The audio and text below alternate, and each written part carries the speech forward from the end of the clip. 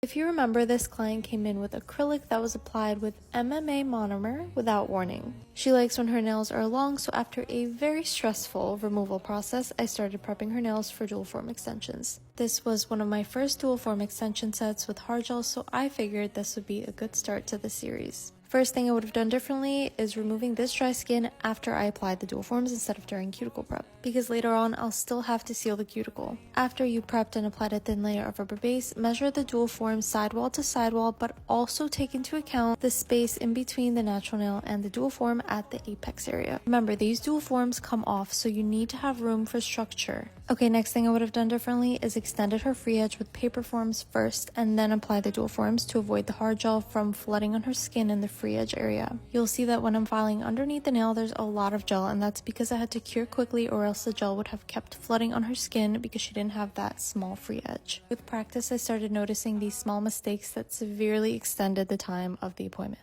Truthfully, I was not happy with the set, but it gets better with practice and hopefully you can learn from some of my mistakes.